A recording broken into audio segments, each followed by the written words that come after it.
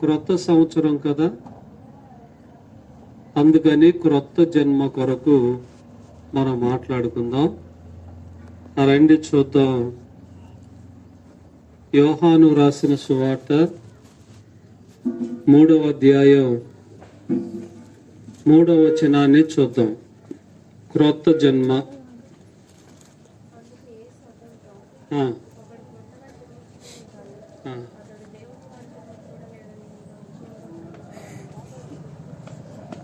పరిశుద్ధుడు అయిన తండ్రి, ప్రేమ కలిగిన దేవ, చదవబడిన వాక్య భాగములో నుండి కూడి వచ్చిన మా అందరితో నువ్వు మాట్లాడమని ప్రార్థన చేస్తున్నాం.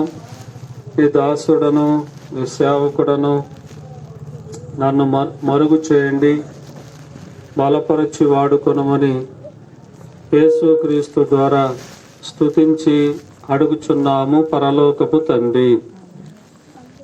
ఆమేన్, ఆమేన్, హల్లెలూయా. సరే, మంచిది ప్రియులారా. చూడండి, ఇక్కడ ఏమంటున్నాడంటే, నికోదేము అనే ఒక పాస్టర్ గారు, బోధకుడు, ఆయన యేసు ప్రభు దగ్గరికి రాత్రి వేళ వచ్చాడు. వచ్చి ఆయనతో సంభాషణ చేస్తూ ఆయనతో మాట్లాడుతూ ఉన్నాడు. సరైన ఏమన్నాడంటే, నువ్వు దేవుని యొద్ద నుండి దిగి వచ్చావని, దేవుడు నీకు తోడై ఉంటేనే ఈ కార్యాలన్నీ జరుగుతూ ఉన్నాయని, ఇలాగ మొదలైన విషయాలన్నీ కూడా ఆయన చెప్తూ వచ్చాడు. సరే, ఆ మాటలన్నీ కూడా యేసు ప్రభు చెప్పనిచ్చి, యేసు ప్రభు వారు ఏమన్నాడంటే, ఏమన్నాడు? కాదు, 3వ వచనం. అందుకు యేసు, ఒకడు క్రొత్తగా జన్మించితేనే గాని చూడలేడని నీతో.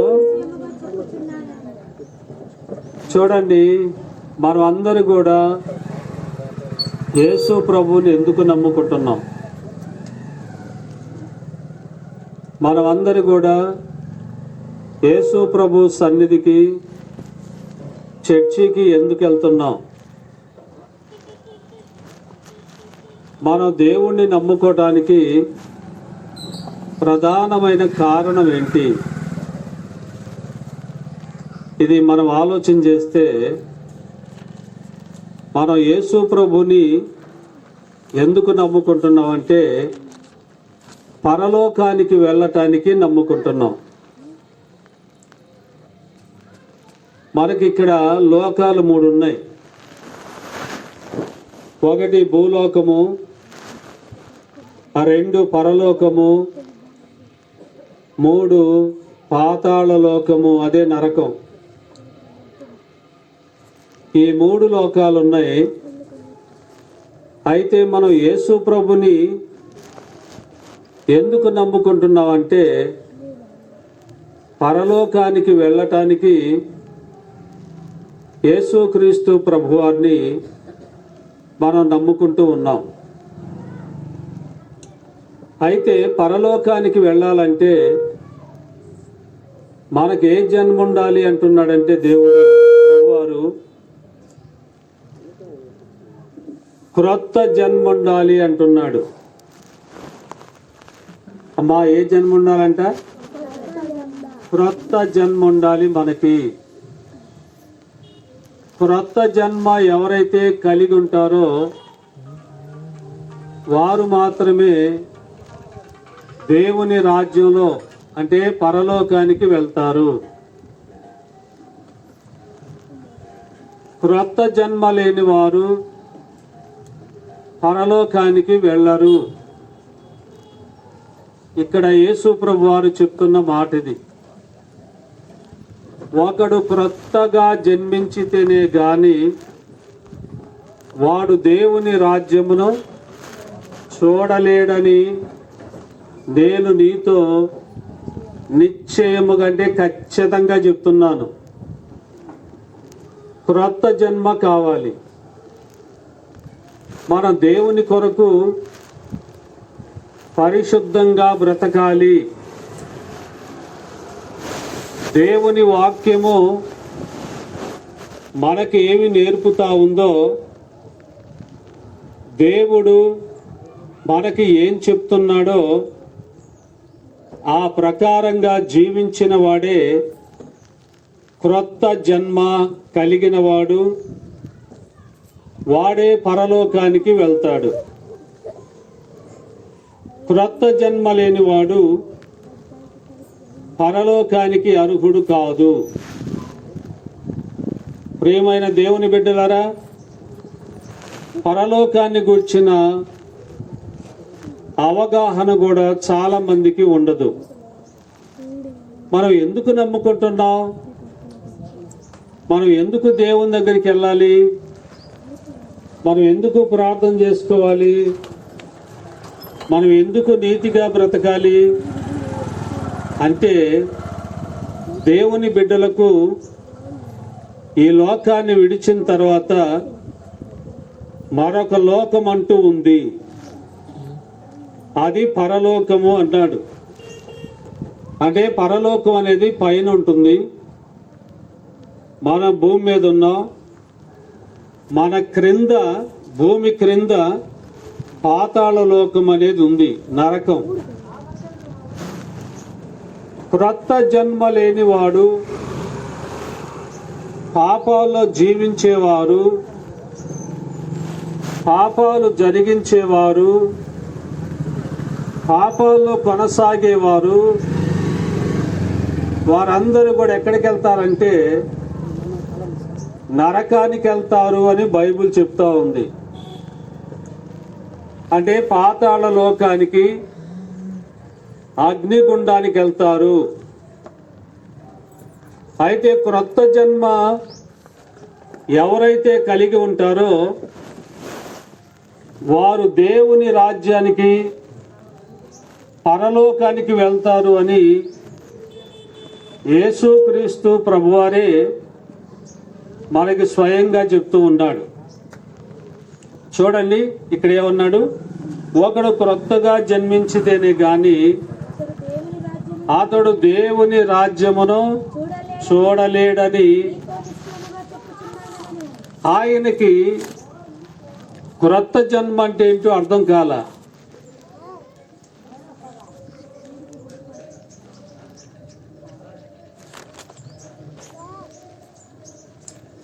ఆ పాస్టర్ గారు బోధకుడే, పరిసయ్యుడే గాని ఆయనకి క్రొత్త జన్మ అంటే ఏందో అర్థం కాల.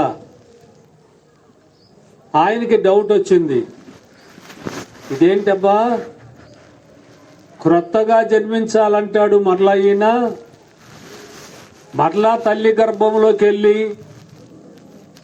ఎలాగో క్రొత్తగా జన్మింపగలడు? ఈయనకు ఒక అనుమానం వచ్చింది. క్రొత్త జన్మ అంటే ఏందో అర్థం కాలే ఆయనకి. ప్రియులారా, చూడండి, ఇక్కడ అయిపోయిందా వచ్చిన 4వ వచనం చూద్దాం. అందుకు నికోదేము, ముసలివాడైన మనుషుడు ఎలాగూ జన్మింపగలడని రెండవ మారు తల్లి గర్భమందు ప్రవేశించి జన్మింపగలడా అని ఆయనను అడుగుతూ ఉన్నాడు. ఈయన తన సంగతి చెప్పుకుంటా ఉన్నాడు. ఈయన ఎవరు అంటే ముసలివాడు, వృద్ధాప్యములో ఉన్నాడు.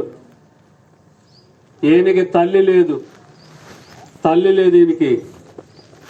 ఈయనకి డౌట్ వచ్చింది, అయ్యా వృద్ధాప్యములో ఉన్నవాడు మరలా తల్లి గర్భములో ప్రవేశించి మరలా రెండవ జన్మ ఎలా జన్మింపగలడు అనే తన అనుమానాన్ని తెలియజేస్తూ ఉన్నాడు.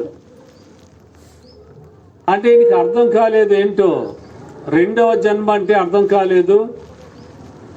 మళ్ళీ తల్లి గర్భంలో ప్రవేశించాలా అంటున్నాడు ఈయన. అప్పుడు యేసు ప్రభు వారు ఏం చెప్పాడో చూద్దాం. 5వ వచనం. యేసు ఇట్లా నేను ఒకడు నీటి మూలముగాను ఆత్మ మూలముగాను జన్మించితేనే గాని దేవుని రాజ్యములో వాడు ప్రవేశింపలేడని నీతో నిశ్చయముగా చెప్తున్నాను అన్నాడు. అంటే యేసు ప్రభు 2వ జన్మ చెప్పాడు. ఎలా జన్మించాలి ఆయనకు అర్థం కాలేదు. అందుకే యేసు ప్రభు చెప్తున్నాడు 2వ జన్మ అంటే ఏంటంటే, ఒకటి నీటి మూలముగా జన్మించాలి అన్నాడు. నీటి మూలముగా జన్మించటం అంటే ఏంది? బాప్తిస్మము పొందుకోవాలి. అందుకే యేసు ప్రభు చెప్పాడు. మార్కు 16:16 ఏమంటాడంటే, చదవనవసరం లేదు, అక్కడ ఏమంటాడంటే, నమ్మి బాప్తిస్మము పొందినవాడు రక్షింపబడును, నమ్మని వానికి శిక్ష విధింపబడును. ఏంటి శిక్ష? అదే నరకం అనే శిక్ష. చూడండి, నమ్మితే నువ్వు రక్షింపబడతావు, నమ్మకపోతే శిక్ష అనేది ఉంది. అందుకే ఇక్కడ ఏమన్నాడు?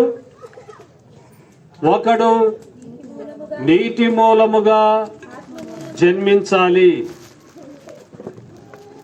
నీటి మూలముగా జన్మించటం అంటే బాప్తిస్మము తీసుకోవటం. మరి చాలా మంది కూడా బాప్తిసాలు పొందుతారు. ఉద్రేకాన్ని బట్టి, అవసరాన్ని బట్టి బాప్తిసాలు తీసుకుంటారు, కానీ మార్పు ఏమి ఉండదు. బ్రతుకులో మార్పు ఉండదు, జీవితంలో మార్పు ఉండదు. పరలోకము నరకం అనే బుక్కులో ఒక మాట ఉంది. ఏముందంటే, అంటే దేవుణ్ణి ఎరగని వారికి ఒక రెట్టు శిక్ష అయితే, దేవుణ్ణి ఎరిగాము వాక్యం వింటూ మార్పు లేని వారికి, పాపాలు చేసే వారికి 1000 రెట్లు శిక్ష ఉంటుందంట నరకంలో. మనం దేవుని మార్గమును, దేవుణ్ణి తక్కువ అంచనా వేస్తూ ఉంటాం,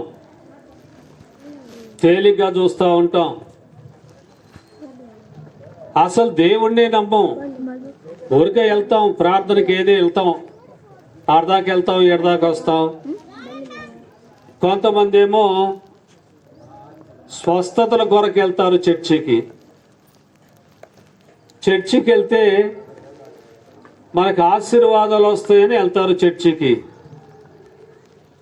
మరికొందరేమో మన బాధలు, అప్పులు తీర్చుకోవడానికి చర్చికి వెళ్తారు కొందరు.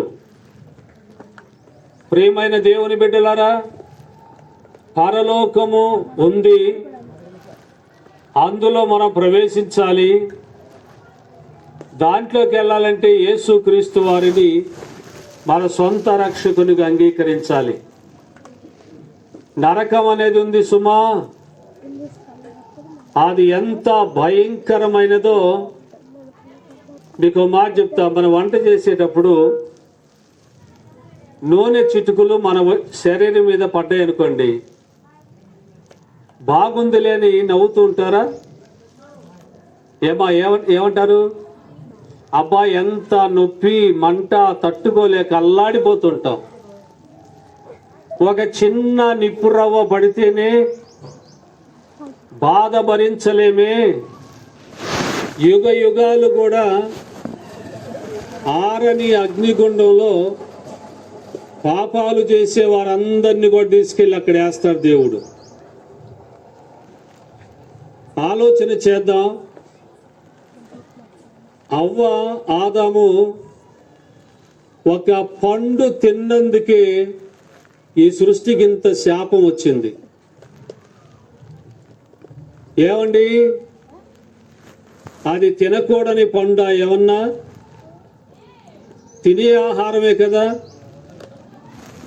దేవుడు వద్దు అన్నాడు, కానీ దాన్ని తిన్నందుకు వాళ్ళకి ఏమొచ్చిందంటే శిక్ష వచ్చింది.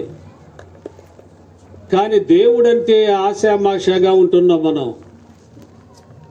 దేవుని వాక్యాన్ని గౌరవించం, దేవుని వాక్యానికి లోబడం, దేవుని మాటలు మనకు వినబడుతున్నా పెడచెవిని పెడతాం. ప్రతి దానికి కూడా దేవుడు జడ్జిమెంట్ అనేది ఉంటుందని బైబిల్ చెప్తుంది.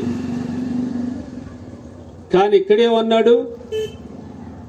ఒకడు క్రొత్తగా జన్మించితేనే గాని అతడు దేవుని రాజ్యమును చూడలేడు. క్రొత్త జన్మ కావాలి మనకి. ఇక్కడేమన్నాడు? ఒకడు నీటి మూలముగాను. అమ్మా, ఎలా జన్మించాలంట? అంటే బాప్తిసం తీసుకోవాలి. చాలా మంది చర్చికి వెళ్తారు కానీ బాప్తిసాలు పొందరు. ఒకవేళ పొందినా వారిలో ఎటువంటి మార్పు కానరాదు. అరే, ఎంత దౌర్భాగ్య స్థితి ఇది! దేవుని వాక్యం అంటే తమాషా అనుకుంటున్నావా? దేవుడు అంటే ఆశామాష అనుకుంటున్నావా? నరకం ఉందన్న సంగతి మర్చిపోతున్నావా? అగ్నిగుండం ఉందన్న సంగతి మర్చిపోతున్నావా? మార్పు ఉందా? బ్రతుకులో, జీవితంలో మార్పు ఉందా? ఆలోచించేద్దాం. లేదంటే వాళ్ళని ఏలెత్తి చూపిస్తావు, వీళ్ళని ఏలెత్తి చూపిస్తావు, వారి మీద వీరి మీద చాడీలు చెప్తావు, ఆడిపోసుకుంటుంటావు. నీ బ్రతుకంతా అంతే. నువ్వెప్పుడు మారేది? నీ బ్రతుకు ఎప్పుడు మారిద్ది? చూడండి, ఒకడు నీటి మూలముగాను, రెండవది ఆత్మ మూలముగా అంటే ఏంది? వాక్యానుసారంగా జీవించాలి.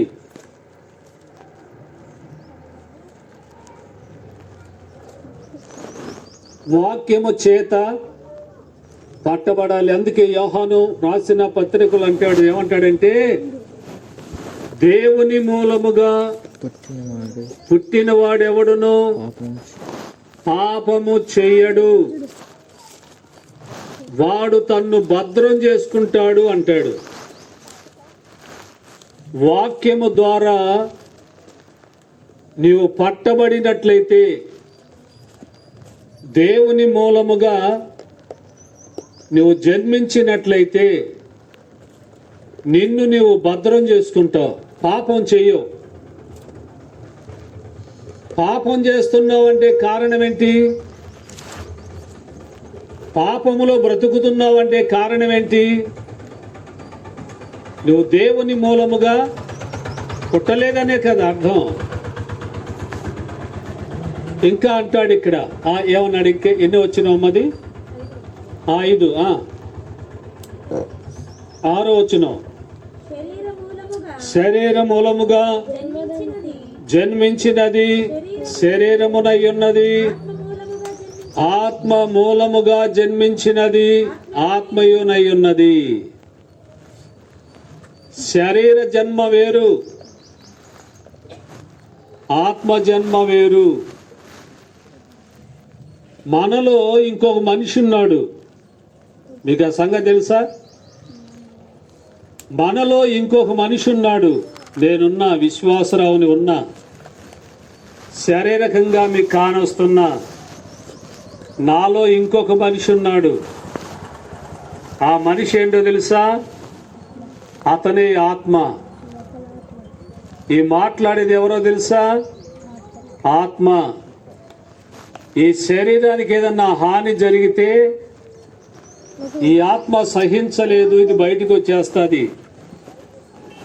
శరీరానికి చావు ఉంది కానీ ఆత్మకు చావు లేదు. అగ్ని ఆరదు, పురుగు చావదు. ఏమండి, పురుగు అంటే ఎవరు? ఆత్మ. ఆత్మ సచ్చేది కాదు, అగ్నిగుండం ఆరేది కాదు. ఇక్కడున్న అగ్నిగుండాలు ఆరిపోతాయి, కానీ దేవుడు మండించే అగ్నిగుండం అనేది ఆరేది కాదు. ప్రియులరా, మానవుడికి జన్మ ఉంది, రెండవ జన్మ ఉంది. ఏంటి ఆ రెండవ జన్మ? ఇప్పుడు జీవించుచున్న జీవితము పాపములో బ్రతుకుతున్నావు. పాపాన్ని విడిచి క్రొత్తగా జన్మించటమే రెండవ జన్మ. హిందూ సోదరులు కూడా అంటారు.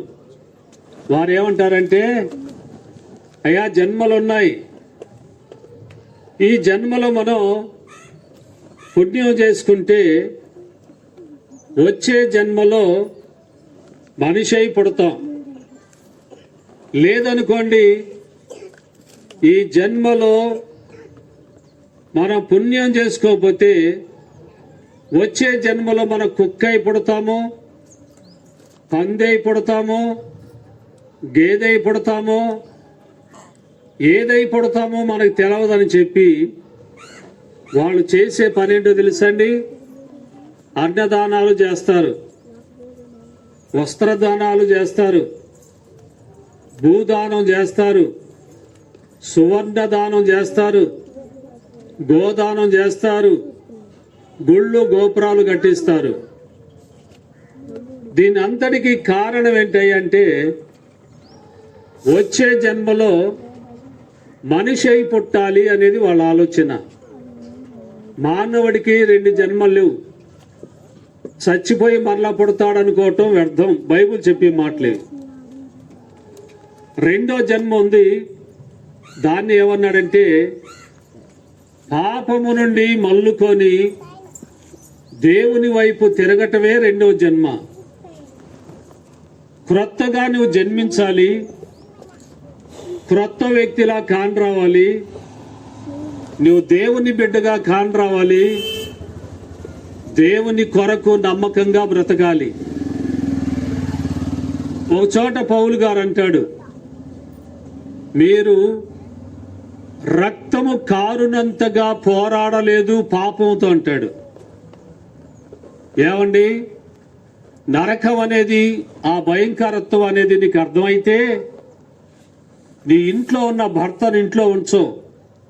అయ్యా రాయ్యా దేవుని సన్నిధికి వెళ్దాం, లేక మన బంధువులు, మన కుటుంబీకులు, లేక మన కానొచ్చే వారితో మనం చెప్తాం, అయ్యా పరలోకం ఉంది, నరకం అనేది ఉంది, యేసయ్యను నమ్ముకోండి, పరిశుద్ధంగా బ్రతుకుతాం, దేవుని దగ్గరికి వెళ్తామని చెప్తాం. ప్రియమైన దేవుని బిడ్డలారా, ఆలోచన చేద్దాం. క్రొత్త జన్మ ఉందా? మన పాట పాడుకున్నాం కదా, క్రొత్త ఏడు మొదలుబెట్టేను మన బ్రతుకునందు, క్రొత్త ఏడు మొదలుబెట్టేను.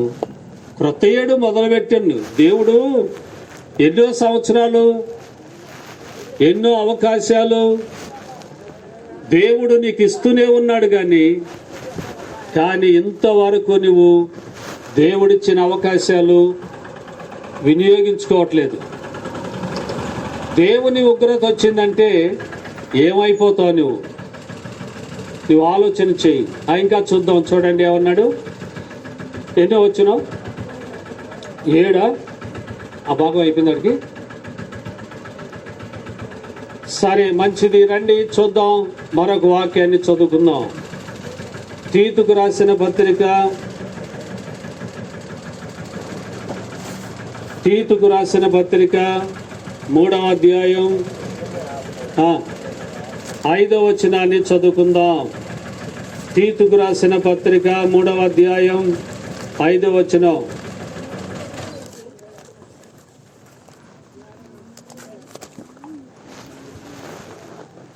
మనము నీతిని అనుసరించి చేసిన క్రియల మూలముగా కాక తన కనికరము చొప్పుననే పునర్జన్మ సంబంధమైన స్నానము ద్వారా పరిశుద్ధాత్మ మనకి నూతన స్వభావమును కలుగజేయుట ద్వారాను మనలను రక్షించిన దేవునికి స్తోత్రం.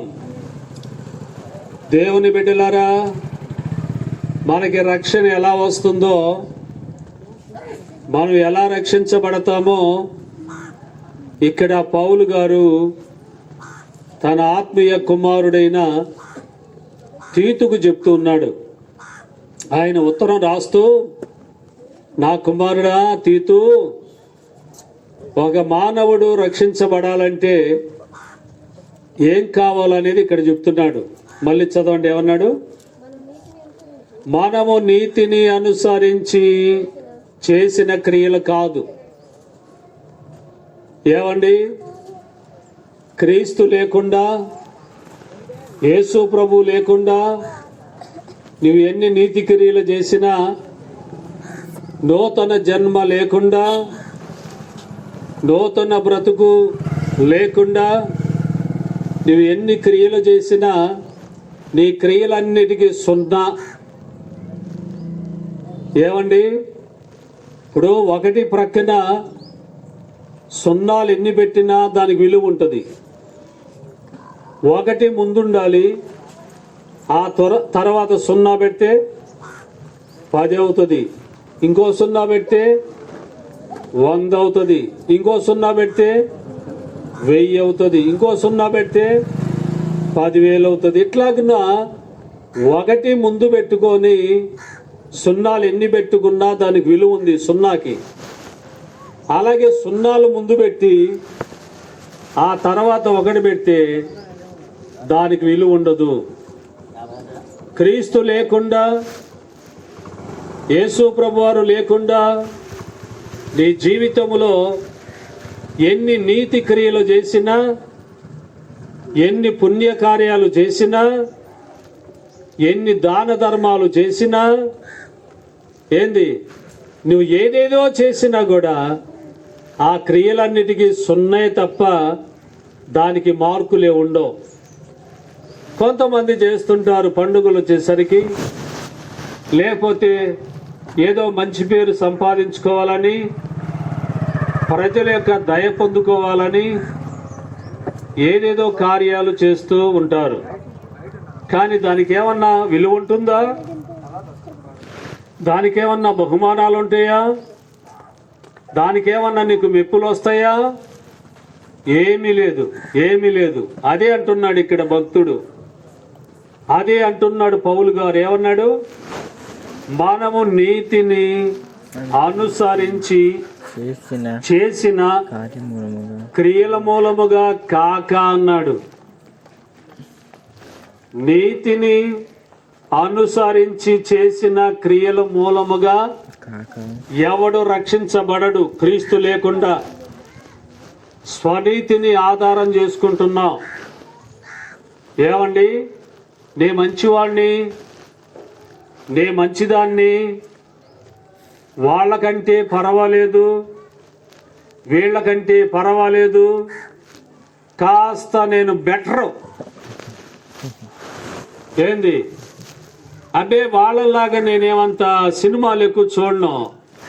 కాకపోతే కొద్ది గొప్ప ఇప్పుడు ఆ సినిమాలు ఇంట్లో టీవీలో చూస్తూ ఎప్పుడన్నా ఒకసారి చూస్తా, పెద్దగా చూడను, పొద్దాగా చూడను.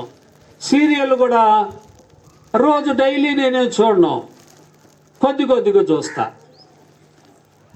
ఈ 2 సీరియళ్ళు సినిమాలు ఏంటో తెలుసా? ఏ పాపమే తెలుసా?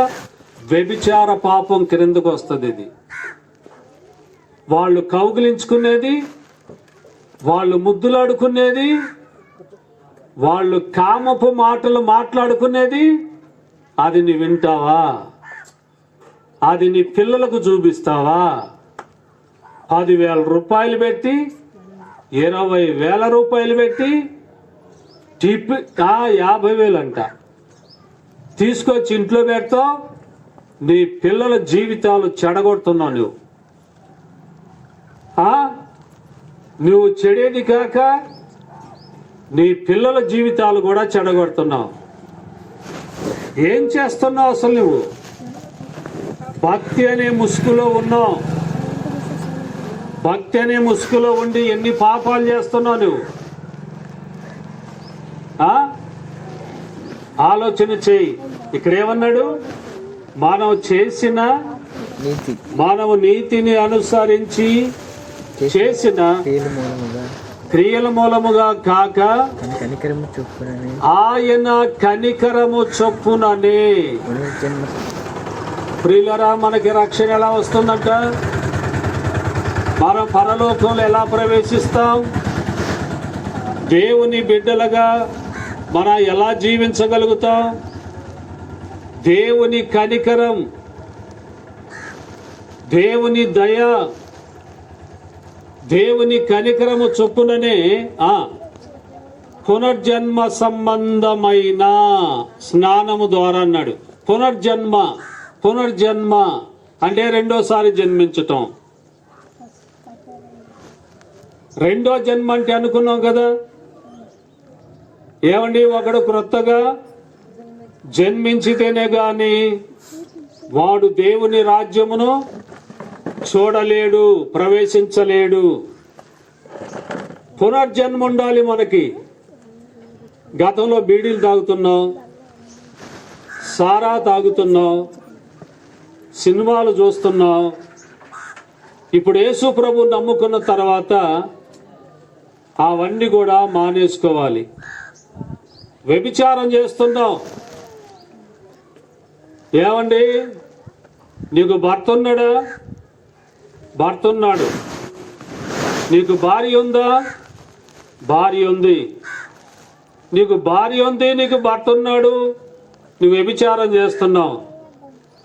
అదేనంటే నేను దేవుణ్ణి నమ్ముకున్నాను అంటున్నావు. నీకు పునర్జన్మ జీవితం ఎక్కడుంది? పునర్జన్మ అన్నాడు ఇక్కడ. అదేనమ్మా, చూడండి ఏమన్నాడు? పునర్జన్మ సంబంధమైన స్నానము ద్వారా అన్నాడు. అదే బాప్తిసం. స్నానం అంటే బాప్తిసం. పునర్జన్మ అన్నాడు. రెండోసారి జన్మించాలి. క్రొత్తగా జన్మించిన వాడు ఎవడు పాపం చేయడు, వాడు తన్ను భద్రం చేసుకుంటాడు అని ఉంది బైబిల్లో. పాపం చేస్తున్నావంటే నీకు రెండో జన్మ లేదు. కాబట్టి దేవుని బిడ్డ ఇంకా ఏమన్నాడు? పరిశుద్ధాత్మ మనకు నూతన స్వభావమును కలుగజేయటం ద్వారా. ఏమండి, పరిశుద్ధాత్మ దేవుడు ఏం చేయాలంట? పరిశుద్ధాత్మ దేవుడు నూతన స్వభావాన్ని కలుగజేస్తాడు.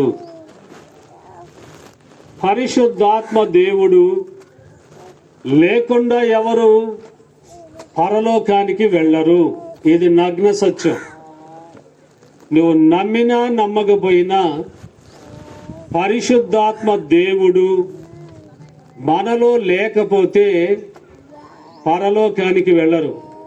ఈనాడు క్రైస్తవులు ఎలాగున్నారో తెలుసా? వాక్యాలు విని విని విని విని విని బండబారిపోయారు వాళ్ళు.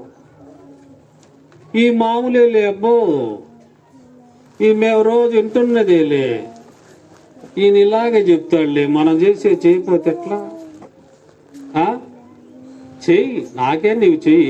ఎవడేమన్నాడు? నిన్నేమన్నా అడ్డగించేవాడు, ఆపేవాడు ఎవడన్నాడా?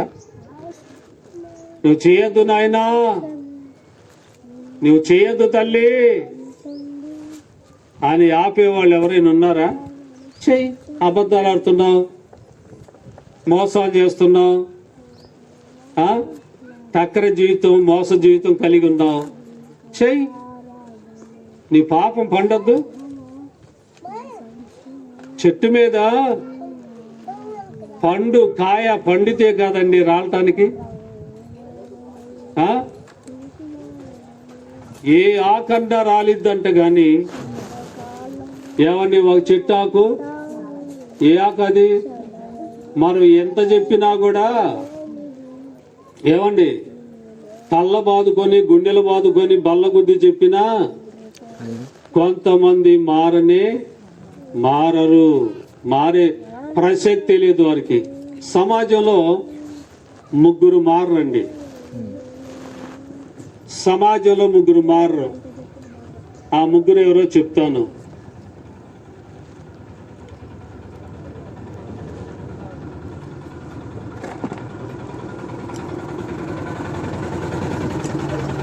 సమాజంలో మారనోళ్ళు ముగ్గురు ఉన్నారు. ఆ ముగ్గురు ఎవరంటే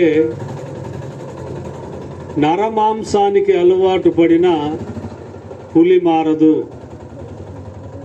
ఆ పులి మారేది కాదు. ఇక నరమాంసం తినటం అలవాటు అయిందంటే పులికి ఇంకా అది మారే ప్రసక్తి లేదు. ఇంక దాన్ని ఎవడు మార్చలేడు దాన్ని. ఇక రెండవది వ్యభిచారానికి అలవాటు పడిన స్త్రీ మారదు. వ్యభిచారానికి అలవాటు పడిన స్త్రీ మారదు. మూడవది వాత వేయబడిన మనస్సాక్షి కలిగిన క్రైస్తవుడు మారడు. వాడు మనస్సాక్షికి వాత వేయబడింది. ఇంక వాడేమనుకుంటాడంటే నేను చేసేదంతా కరెక్ట్ అంటాడు. నేను చేసేదంతా న్యాయమే, మంచిదే. బైబిల్లో సంసోను పాపం చేయలేదా? బైబిల్లో ఏమయ్యా వంట మాస్టర్లో కొంచెం ఆగు నాయనా, మరి బాబోయ్ నేనే తెలుసు ఎవరు మరైనా. కాబట్టి చూడండి, ఈ ముగ్గురు మాత్రం సమాజంలో మారరు. ఒకటి ఎవరనుకున్నాం చెప్పండి? నరమాంసానికి అలవాటు పడిన పులి. రెండవదండి వ్యభిచారానికి అలవాటు పడిన స్త్రీ. మూడవది వాత వేయబడిన మనస్సాక్షి కలిగిన క్రైస్తవుడు. ఈ ముగ్గురు మారరు. భూమి తల్ల క్రిందులైనా వారు మారేది లేదు. ఇంకా వారి బ్రతుకులు అలా పోవాల్సిందేగా. దేవుడు వారిని కనికరిస్తే తప్ప ప్రియులరా, పాపము చేసే వారిలో పరిశుద్ధాత్మ దేవుడు ఉండడు. పాపం చేసే వారిలో దేవుడు ఎక్కడ నివసిస్తాడండి? ఒక మాట చెప్తాం. దేవుడు ఎక్కడ నివసిస్తాడు? దేవుడు నివసించే ఆలయం, దేవుడు నివసించే చోటు ఏది అని మనం ఆలోచన చేస్తే రూట్ పక్కకి వెళ్ళినట్టు ఉంటుంది. సర్లేండి, సబ్జెక్ట్లోకి వెళ్ళిపోతాం. ఏంటంట? పరిశుద్ధాత్మ దేవుడు ఏం కలుగు చేయాలంటమ్మా? మనకి నూతన స్వభావమును కలుగజేయుట ద్వారా మనం రక్షించబడుతున్నాం. దేవునికి స్తోత్రం. పరిశుద్ధాత్మ దేవుడు, దేవాతి దేవుడు మనలో ఉండాలని దేవుడు కోరుకుంటున్నాడు కదండి. నూతన స్వభావం. రండి చూద్దాం, మరొక వాక్యాన్ని కూడా చదువుకుందాం. కొరింథీయులకు రాసిన మొదటి పత్రిక 5వ అధ్యాయం 7, 8 వచనాలు చదువుకుందాం. క్రొత్త జన్మ. కొరింథీయులకు రాసిన మొదటి పత్రిక 5వ అధ్యాయం 7, 8 వచనాలు చదువుకుందాం. మీరు పులిపిండి లేనివారు గనుక క్రొత్త ముద్దగుటకై ఆ పాతదైన పులిపిండిని తీసి పారవేయుడి. ఆగమ్మ. ఏమండి? యేసుక్రీస్తు వారిని నమ్మిన వారు, యేసు ప్రభుని అంగీకరించిన వారు ఎలాంటి వారంటండి? పులిపిండి లేనివారు అంటున్నాడు. పులిపిండి అంటే పాపం. పులిపిండి అంటే పాపం. కొరింథీ సంఘస్థులారా, ఒకప్పుడు మీరు పులిపిండి కలిగి ఉన్నారు, పాపములో బ్రతుకుతున్నారు, లోకాచారాలన్నీ కూడా ఆచరిస్తూ ఉన్నారు. కానీ ఇప్పుడు యేసు ప్రభుని నమ్ముకున్నారు కాబట్టి మీరు పులిపిండి లేకుండా బ్రతకాలి. పులిపిండి ఉండకూడదు మీలో. ఆ పాపం అనే పులిపిండి ఉండకూడదు. ప్రియులరా, పాపము చిన్నదే. ఏమండి, అగ్ని చూడండి, చిన్న నిప్పు రవ్వ గొప్ప అరణ్యమును తగలబెడుతుంది. పాపము చిన్నదే, కానీ నీ జీవితాన్ని అది పాడు చేస్తుంది, నాశనం చేస్తుంది. కానీ ఇక్కడ ఏమన్నాడు? మళ్ళీ చదవండి. మీరిప్పుడు పులిపిండి లేని వారు గనుక క్రొత్త ముద్దగుటకై ఆ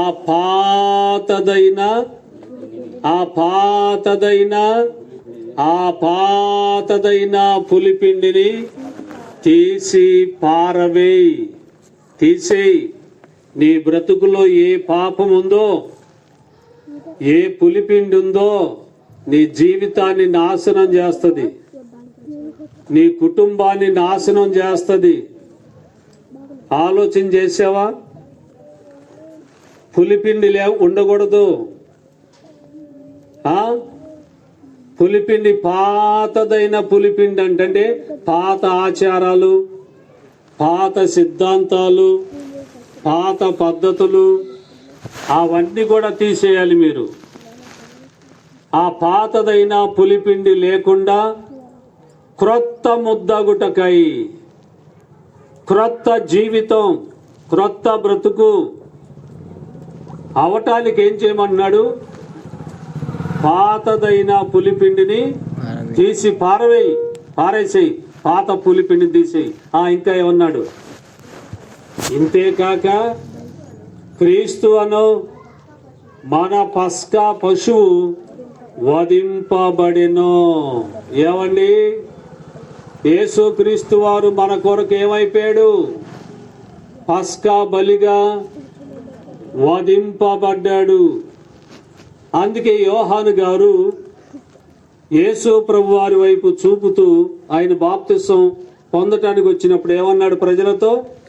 ఇదిగో లోక పాపమును మోసుకొని పోయే దేవుని గొర్రెపిల్ల. లోక పాపాన్ని ఆయన మోసుకొని పోయే దేవుని గొర్రెపిల్లండి. ఆయన నా పాపాలు మోసుకొని పోతున్న గొర్రెపిల్ల. మరి ఇక్కడేమన్నాడు? ఏం పశువు అంటది అమ్మా? ఏం పశువు? చదువు. క్రీస్తు అను మన పస్కా పశువు వధింపబడెను. పాతదైన పులిపిండితోనైనను దుర్మార్గతయు. ఆగండి, పులిపిండి అంటే ఏంటి? దుర్మార్గత, దుష్టత్వము. పులిపిండి అంటే చెప్తున్నాడు ఇక్కడ, ఒకటి దుర్మార్గత, దుర్మార్గుడుగా ఉంటున్నాం. దుష్టత్వము అన్నాడు, దుష్టుడుగా ఉంటున్నాం. ఇది పాతదైన పులిపిండి అన్నాడు. నువ్వు దుర్మార్గుడుగా ఉంటావు, దుష్టుడుగా ఉండటం, సాతాని సంబంధిగా ఉండటం, అది దేవుని చిత్తం కాదు. అది పులిపిండి అన్నాడు. పులిపిండి. ఏమండి? తర్వాత నిష్కాపట్యమును సత్యమును పులి అని రొట్టె అన్నాడు.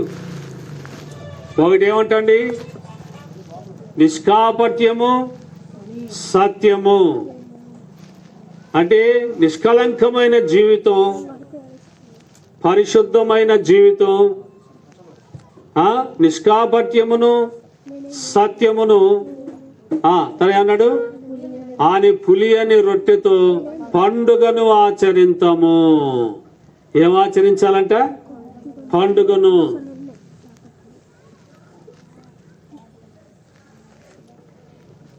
ఒక ఆమె చర్చికి వచ్చిందంట.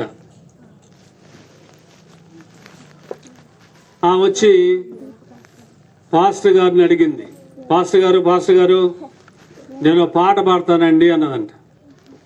సరే పాపం పాడనీలని పాస్టర్ గారు మౌత్ ఇచ్చాడంట. ఆమె పాట ఎత్తుకుంది, ఏమని? సాక్ష్యమిచ్చేదా సంవత్సరానికి ఒక్కసారి సాక్ష్యమిచ్చేదా అన్నదంట. అంటే ఏంటిమా? పండుగ క్రైస్తవురాలు సంవత్సరానికి ఒక్కసారి తలుక్కుమంటారు చర్చిలో. ఏమండి, పాస్టర్ గారికి వాళ్ళ ముఖాన్ని చూపిస్తారు, ఇంకంతే అడ్రస్ లేని మెడ్రాస్ వెళ్ళిపోతారు. ఇక సంవత్సరం అంతా కూడా కాండ్రారాళ్ళు.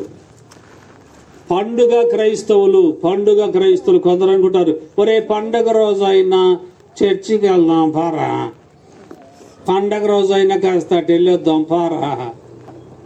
మన ఇంట్లో మీద స్టార్లు కొట్టుకున్నావా? ఏమండి చెప్పరేంటి? ఏమ్మా మాట్లాడేంటి? క్రిస్మస్ పండుగ చేసావా లేదా? కొత్త బట్టలు కొనుక్కున్నావా లేదా? ధరించావా లేదా? స్టార్లు కట్టావా లేదా? అందుకే ఒక ఆయన పాట పాడాడు, ఏమన్నాడంటే, ఇంటి మీద స్టారు కట్టి ఇంటిలో ఉన్న బారు పెట్టి అన్నాడు. ఇంటి మీద ఏం కట్టారంట? స్టార్ కట్టేశాడంట, చుక్క పెట్టేశాడు. ఇంట్లో స్టార్ కట్టాడు, లోపల పెట్టాడు బార్. అంటే సారా కొట్టమ్మా. ఇంట్లో లోపల ఏముంది? సారా కొట్టుంది, బ్రాందీ సీసాలు, సారా సీసాలు. తినేవాడికి తిన్నంత ముక్కలు, త్రాగినోడికి త్రాగినంత. ఏందిరా ఈ పని అంటే? పండుగ, ఏసై పుట్టినరోజు కాదు. ఏమాత్రం తాకపోతే ఎట్లా? ప్రియా దేవుని బిడ్డలారా, క్రొత్త జన్మ కలిగి ఉన్నావా? ఆలోచించేద్దాం. అయిపోయిందమ్మా ఇది వచనం. మరొక వాక్యాన్ని కూడా చదువుకున్నారండి. ఎఫెసీయులకు రాసిన పత్రిక 4వ అధ్యాయం 24వ వచనాన్ని చదువుకుందాం.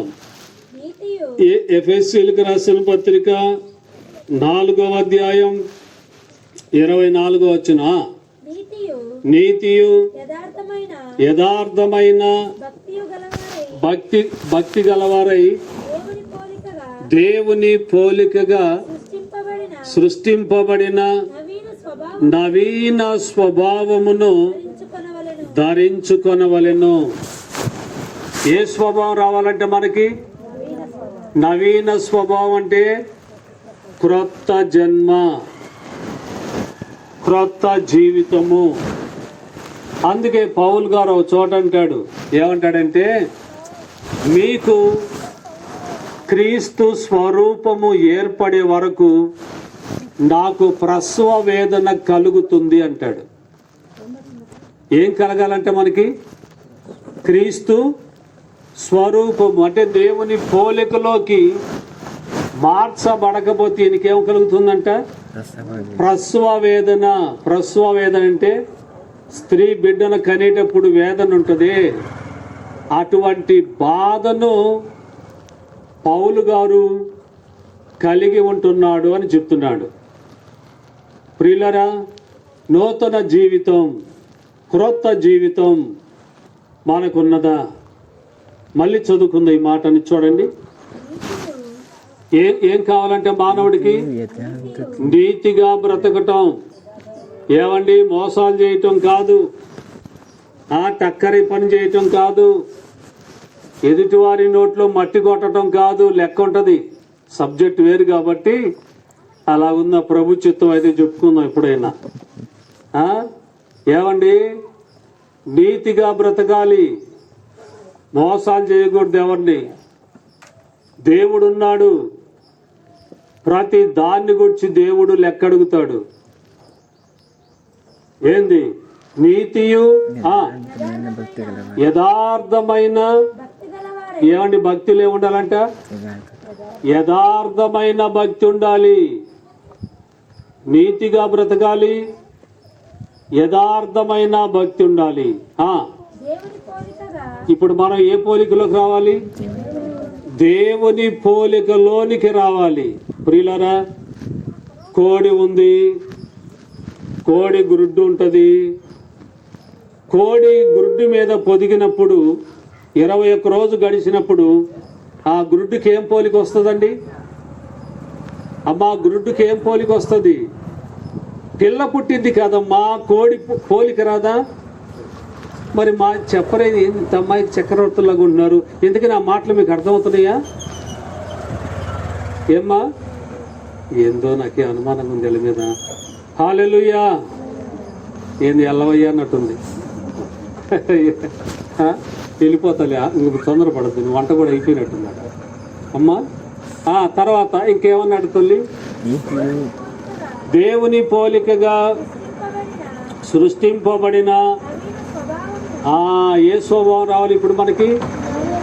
నవీన అంటే క్రొత్త జీవితం, క్రొత్త బ్రతుకు రావాలి, నవీన స్వభావము మనకి రావాలి. సరేలేండి, నేను ఆగిపోతున్నాను. ఆఖరి మాట చదువుకుందాం చూడమ్మా. ఆఖరి వచ్చిన ఏంటది? కొరింథీయులకు రాసిన 2వ పత్రిక 5వ అధ్యాయము ఎంత 17వ వచనం చదువుకుని ఆగిపోదాం.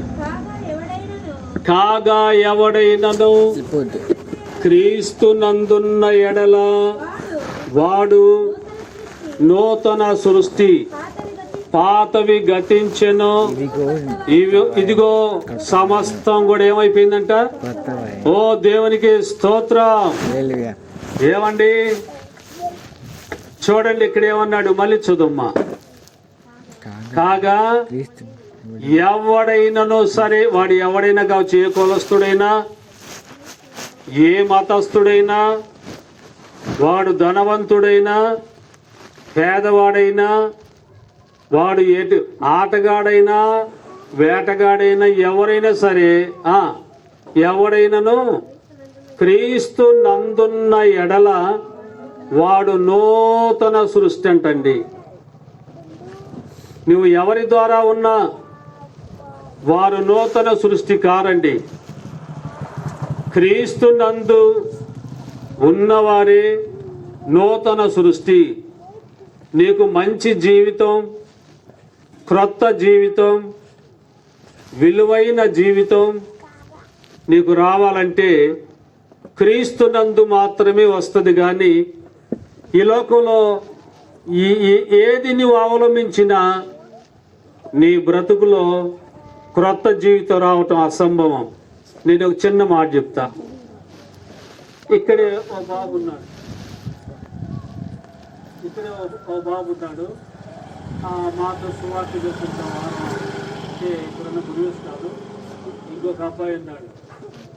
ఆ అబ్బాయి ఏమన్నాడంటే, అంకులు మా బంధువులు ఒక ఆయన 40 రోజులు భక్తి చేశాడు అంకులు అన్నాడు. మంచిదే కదయ్యా అన్న. ఈ 40 రోజులు కూడా మంచిగా ఉంటాడుగా? వీడి తాగుతాడా? సారా తాగుతాడా? చెడ్డ మాటలు అంటాడా? ఏమంటే కాని పనులు ఏమైనా చేస్తాడా? చేయడు కదా. ఆడికి వెళ్ళాడంట. ఆడికి వెళ్ళిన తర్వాత వాళ్ళు మురుక్కుబళ్ళు చెల్లించుకొని ఆలస్యం అయిపోద్దేమోనని చెప్పి అక్కడి నుండి ఒక సంచి నిండా కూడా బ్రాందీ సీసాలు తెచ్చుకున్నాడు. ఏమండి, ఏం తెచ్చుకున్నాడు? సారా సీసాలు, బ్రాందీ సీసాలు ఏంటి అని అడిగితే, ఏంద్రా ముందు వేసుకోవచ్చు అంటే చూడండి ఏమైపోయింది. ఇదంతా ఇంతకాలం చేసిందంతా ఏమైపోయిందండి. కానీ బైబిల్ చెప్తా ఉంది, ఏమన్నమ్మా? కాదు కాదు కాదు కాగా ఎవడైనను క్రీస్తు నందుంటేనే నీకు క్రొత్త జీవితం. క్రీస్తుని నమ్ముకుంటేనే అసలు విలువేంటో, బ్రతుకు విలువేంటో నీకు అర్థమైపోద్ది. నిన్ను తీర్చిదిద్దేది ఎవరో తెలుసా? ఏ గవర్నమెంట్ కానీ, ఏ పోలీసు డిపార్ట్మెంట్లు కానీ, ఏ ప్రభుత్వాలు కానీ, నాయకులు కానీ ఒక మనిషిని మార్చటం అసంభవం. అది వారి వలన కాదు. వారి వల్ల ఏమవుతుంది? వారు మనుషులేగా, వారు బలహీనులేగా, వారు డబ్బుకు దాసులేగా. బిలాం అంట డబ్బుకి గులాం. బిలాం ఎవరండి? చెప్పరేంటి? బిలాం ఎవరు? డబ్బుకు గులాం. ఏమండి? రండి చూద్దాం, ముగించేసుకుందా. చెప్పమ్మా. కాగా ఎవడైనను క్రీస్తునందున్న ఎడల వాడు నూతన సృష్టి, పాతవి వాడి జీవితంలో గతించిపోయాయి, ఇదిగో క్రొత్త. ఆయన ఎవరైనా వెళ్తుంటే, మార్గాన్ని వెళ్తుంటే, ఈ ప్రభుదాస్ వెళ్తున్నాడు అనుకో, మార్గాన్ని వెళ్తున్నాడు అనుకో, అబ్బా ప్రభుదాస్ ఎంత మారిపోయాడు రా. అరే ప్రభుదాసు, ఒకప్పుడు మనంతా కలిసి గోలిగుండ్లాట ఆడుకున్నాం కదరా. ఒరే ప్రభుదాసు, మనం కలిసి సినిమాకి వెళ్ళాం కదరా. ఒరే మనం కలిసి సారా కొట్టుకు వెళ్ళాం కదరా. బీడి ఎంగిలి ముక్కలు ఒకరిదొకరు లాక్కొని తాగాం కదరా. అరే ఇట్లాగున్నాడు, ఎట్ట మారిపోయేవరా నువ్వు అని అడిగితే ప్రభుదాస్ అంటాడు, నా యేసయ్య నన్ను మార్చేశాడు. హల్లెలూయా. కాబట్టి క్రీస్తు నందుంటేనే నూతన సృష్టి. పాతవి ఇక అంతే, మన జీవితంలో పాతవన్నీ వెళ్ళిపోతాయి. అమ్మా క్రొత్త సంవత్సరం వచ్చింది, మరి పాత సంవత్సరంలో చేసిన పాపాలన్నీ కూడా ఒప్పుకొని విడిచిపెట్టి ఇకనైనా క్రొత్త జీవితం జీవించాలని ప్రభు పేరిట మీకు నేను తెలియజేస్తున్నా. ఈ సబ్జెక్ట్ విషయాలు చాలా ఉన్నాయి, నేను ఆగిపోతాను. మీ అందరికీ వందనాలు.